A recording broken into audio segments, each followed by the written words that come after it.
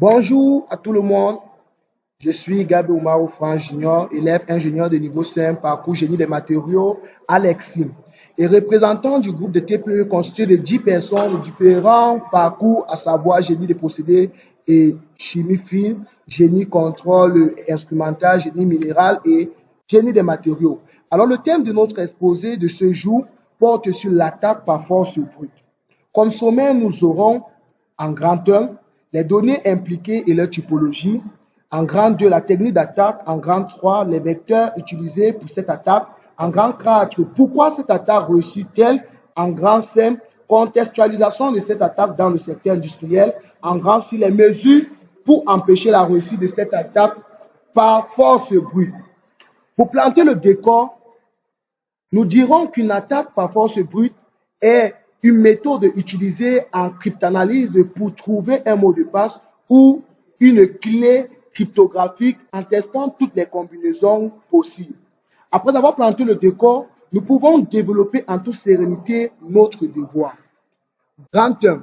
Les données impliquées et les typologies. Nous pouvons avoir entre autres les données personnelles, les données de l'entreprise, les données financières, les données gouvernementales, nous avons les propriétés intellectuelles et nous avons les données de santé. En grand 2, nous parlerons ici de la technique d'attaque. La technique par force brute peut être effectuée à l'aide de programmes informatiques spécialement conçus pour tester rapidement de nombreuses combinaisons de caractères.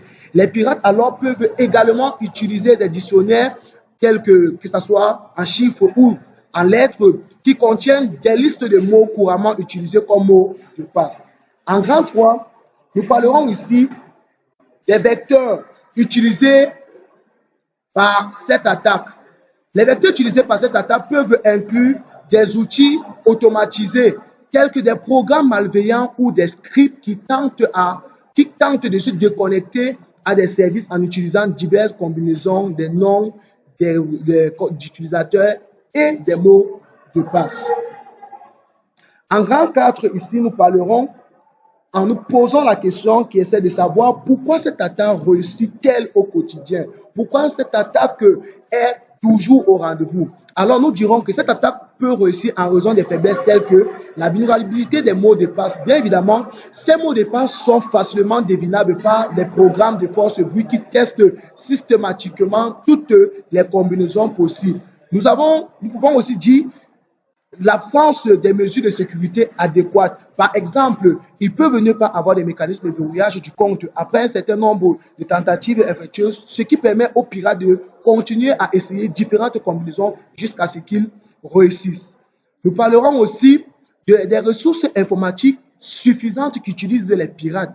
Les pirates disposent des ressources informatiques puissantes telles que des ordinateurs hautement performants ou des réseaux de zombies. Nous avons la faiblesse des algorithmes, des hachages ou chiffrements. Maintenant, nous parlerons ici de la contextualisation de cette attaque dans un environnement d'entreprise industrielle et côté employé. Dans un environnement industriel, du point de vue de l'employé, une attaque par force brute vise à compromettre les mots de passe ou les systèmes de sécurité. Elle vise aussi à compromettre les systèmes de contrôle industriel qu'on a appelé cela ICS, qui régule les processus de fabrication et les équipements critiques. Elle peut aussi envisager de compromettre les données sensibles de l'entreprise, telles que les plans de production, les informations sur les clients. En grand 6, nous parlerons alors ou enfin des mesures pour empêcher la réussite de cette attaque par force brute. Nous avons au niveau utilisateur, pour empêcher la réussite de cette attaque par force brute au niveau utilisateur, les entreprises industrielles pourraient mettre en place des politiques de mots de passe stricts, exigeant des mots de passe complexes ou voire obligeant certaines charges régulières. Elles pourraient également mettre en place des mécanismes de verrouillage de compte après un certain nombre de tentatives infructueuses. Généralement, nous le trouvons dans les agences mobiles. Donc, lorsque un pirate a plusieurs fois tenté d'entrer en possession de ton compte, l'entreprise bloque. Donc, au niveau de l'entreprise, nous pouvons dire Des mesures telles, nous pouvons dire comme des mesures pour lutter contre l'attaque.